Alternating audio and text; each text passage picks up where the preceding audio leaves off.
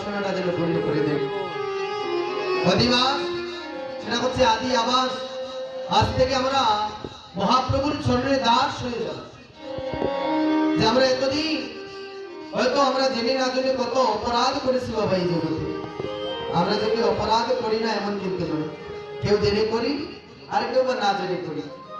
তবে এত এত অপরাধ যে আমরা করি মা, আজ আমরা সেই জন্য মহাপ্রভুর চরণে আমরা যে দাস হয়ে যাবো। যে প্রভু, এই জগতে আমরা জেনে না জেনে কত অপরাধ করছি, তাই প্রভুকে তুমি সকল অপরাধ থেকে ক্ষমা করে তোমার চরণের দাস আমাদের করে দাও।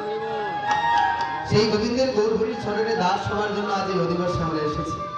জানেন মা, আমি কিন্তু আমার বয়স কম, আপনারা দেখতেই পাচ্ছেন। যে অল্প বয়স সেখানে দাঁড়িয়েছি, অধিবাস কিন্তু যারা করে সব জায়গায় দেখেছি ওনাদের একটু বয়স বেশি থাকে। কিন্তু আজ আমি এই ছোট্ট সন্তান আপনাদের সম্মুখে দাঁড়িয়েছি।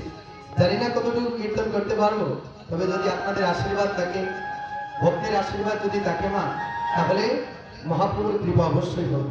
আর যেখানে প্রভুর কৃপা হয় সেখানে যদি এই গ্রামের যদি কোনো কীর্তনিয়া হয়, উনিও যদি নতুন একবারে নতুন যদি হোক, তবুও যদি কীর্তন করে সেই কীর্তনে আনন্দ বেশি হোক।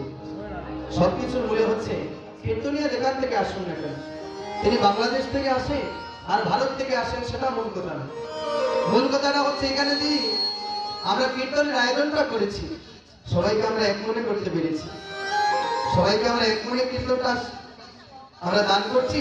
সবার মনকে আমাদের সরল আছে। যারা এখানে এসেছি সবাইকে আমরা গোবিন্দের কৃপা লাভ করবার জন্য এখানে এসেছি। মনে যদি সৎ বাসনা থাকে তাহলে আসলে অবশ্যই গোবিন্দের কৃপা হবে।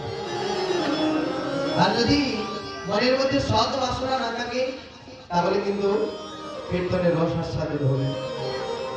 সবকিছু ধরে মা, শাস্ত্রে আউল, বাউল, দরবেশ, সাই এদের গান কীর্তন করে পরিবেশন করা সম্পূর্ণ নিষেধ। বিশেষ করে আপনাদের মৌলভীবাজারে যারা কীর্তনীয় বৃন্দ যারা আছে,